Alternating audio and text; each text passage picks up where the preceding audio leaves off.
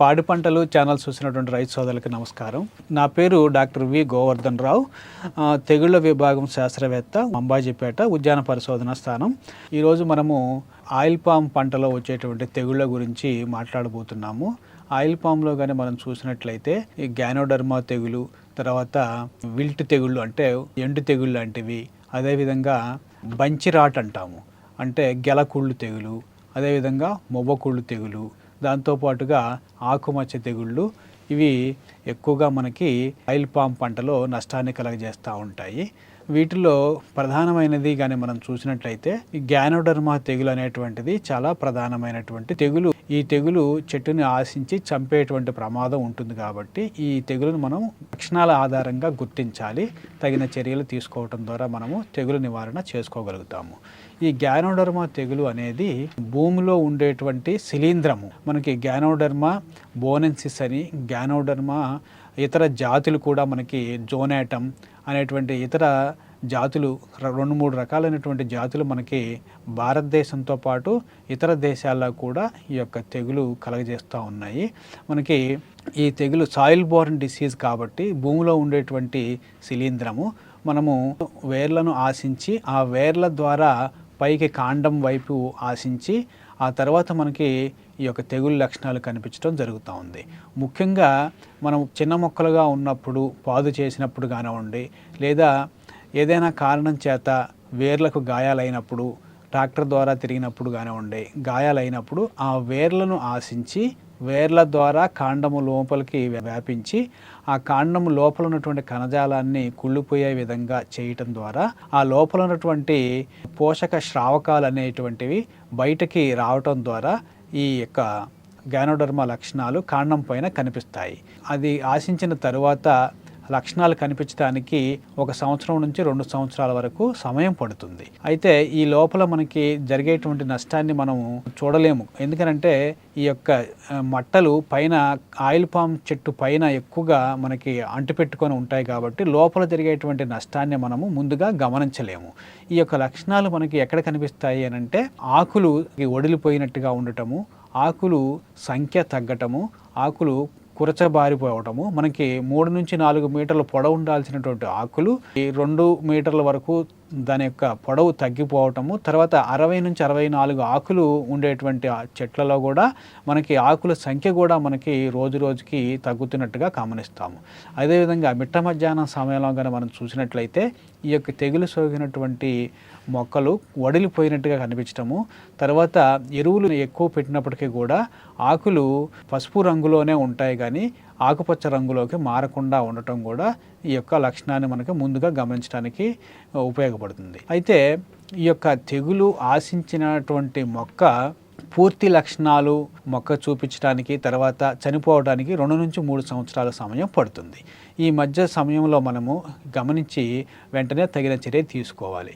ఆశించినటువంటి చెట్టు చుట్టూతా ఒక ట్రెంచ్ కాలువలాగా తీసుకొని ఆ భూమిలో ఉన్నటువంటి శిలీంధ్రము పక్కన ఉన్నటువంటి చెట్లకు వ్యాపించకుండా మనము ముందు జాగ్రత్తగా చేసుకోవాలి. అదేవిధంగా ఈ యొక్క లక్షణాలు సివియర్గా ఉన్న మొక్కలో చూసినట్లయితే చనిపోయిన మొక్క మీద పుట్టకొక్కులు మాదిరిగా ఈ యొక్క బ్రాకెట్స్ అంటాము, అవి మనకి చాలా గట్టిగా తోలు మాదిరిగా ఉండేటువంటి బ్రాకెట్స్ మనకి వచ్చినప్పుడు కాండం మీద మనము అది తీయడానికి కూడా చాలా కష్టంగా ఉంటుంది. కాబట్టి పూర్తిగా పెగిలించినటువంటి ఎండిపోయినటువంటి మొక్క యొక్క కాండాన్ని మనం బయటకు తీసుకెళ్ళి తగలబెట్టి దాన్ని డిస్పోజ్ చేయటం చాలా మంచిది. ఆ విధంగా చేయడం ద్వారా ఆ యొక్క తెగులు పక్కన చెట్లకి మనం వ్యాపించకుండా నివారణ చేయడానికి వీలు పడుతుంది.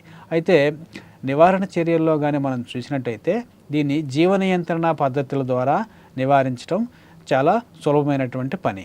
అదేవిధంగా ఆ తెగులు గమనించిన చెట్లను మనం వేరు చేసుకొని ఆ తెగులు నీళ్ల కాలువల ద్వారా కానివ్వండి, లేదా ఏదైనా వ్యవసాయ పనులు చేసేటప్పుడు మట్టి ద్వారా కూడా సరఫరా అవ్వకుండా మనం జాగ్రత్త తీసుకోవాలి. జీవ నియంత్రణ కారకాలు చూసినట్టయితే ట్రైకోడర్మా ఆస్పిరిల్లం అని, ట్రైకోడర్మా రీసి, ట్రైకోడర్మా హార్జియానం ఇలాంటి జీవ నియంత్రణ కారకాలతో పాటు సూడోమోనాస్, బ్యాసిల్లస్ ఇలాంటి బ్యాక్టీరియా జీవ నియంత్రణ కారకాలు కూడా ఈ యొక్క జీవ నియంత్రణలో మనకి చాలా ఉపయోగపడతాయి.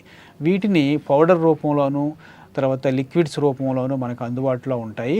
ఇవి మనము వేపపిండి ఒక 5 కేజీలు, దాంతోపాటు ఒక గంప పశువుల ఎరువు ఇలాంటి సేంద్రియ పదార్థానికి కలుపుకొని మనం 250 గ్రాముల జీవ నియంత్రణ మిశ్రమాన్ని ఈ యొక్క వేపపిండి పశువుల ఎరువు కలుపుకొని మనం పాదులో వేసుకోవాలి. పాదులో వేసుకున్న తర్వాత తగినంత నీరు అందించాలి.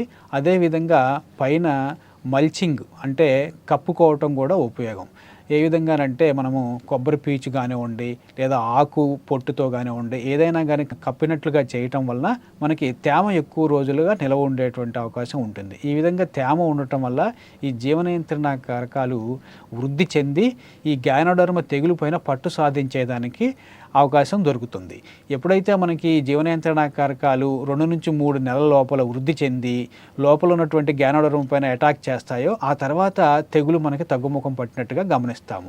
ఈ జీవ నియంత్రణ కారకాలు మనం చెట్టుకి వేసిన తర్వాత ఆ తెగులు తగ్గటానికి మనకి 2 నుంచి 3 సంవత్సరాలు టైం పడుతుంది. ఇమీడియట్గా మనకి వేసిన వెంటనే ఆ యొక్క లక్షణాలు తగ్గుముఖం పట్టినట్టుగా మనం ఏమి చూడలేము. అదేవిధంగా ఆశించినటువంటి మొక్కతో పాటు చుట్టూ ఆరోగ్యంగా ఉన్నటువంటి మొక్కలకు కూడా ఈ యొక్క నివారణ చర్యలు చేపట్టాలి. ఎందుకనంటే ఈ యొక్క తెగులు భూమిలో ఉంటుంది కాబట్టి ఏ చెట్టుకు ఎంత దూరం వరకు ఈ యొక్క తెగులు వ్యాపించింది అనేది మనం చెప్పలేము. ఆ లక్షణాలు రావడానికి చాలా సమయం పడుతుంది కాబట్టి ముందు జాగ్రత్తగా పక్కన ఉన్నటువంటి ఆరోగ్యమైనటువంటి మొక్కలకు కూడా ఈ జీవ నియంత్రణ చర్యలు మనం చేపట్టి ఈ యొక్క వ్యాప్తిని అరికట్టడానికి అవకాశం ఉంటుంది. సో ఈ విధంగా గ్యానోడర్మా తెగులు సోకినటువంటి మొక్కల్ని గుర్తించి ఆ యొక్క తెగులు సోకిన మొక్కను వేరు చేయటము, దానికి నివారణ చర్యలు తీసుకోవటము, చుట్టూ ఉన్న మొక్కలను కాపాడుకోవటం మనము త్వరగా చేసుకున్నట్టయితే ఈ యొక్క నష్టాన్ని ఎక్కువ కాకుండా మనం చూసుకునేటువంటి అవకాశం ఉంటుంది.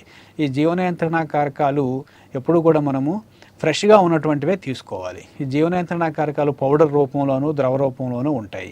ఈ జీవ నియంత్రణ కారకాలు ట్రైకోడర్మా కావచ్చు, సూడోమోనాస్ కావచ్చు, ఇవన్నీ కూడా మనకి పౌడర్లో కలిపినప్పుడు వాటి యొక్క యాక్టివ్ పీరియడ్ అనేది 4 నుంచి 6 నెలల వరకు మాత్రమే ఉంటుంది.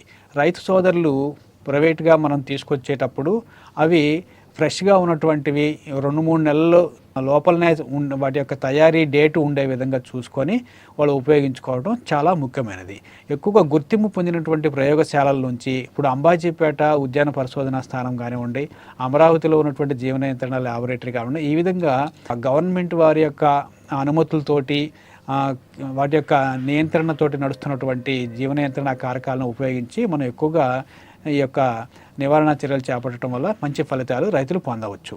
అయితే ఈ యొక్క జీవ నియంత్రణతో పాటు రసాయనిక మందులు వాడేటప్పుడు కూడా వీటిని వేరే వాటితో కలపకుండా వాడుకోవాలి. అంటే యూరియా కానీ పొటాష్ కానీ ఇలాంటి వాటిని ఈ యొక్క జీవ నియంత్రణ కారకాలు కానివ్వండి లేదా రసాయనిక తెగులు మందులను కూడా కలపకుండా విడివిడిగా వాడుకోవాలి.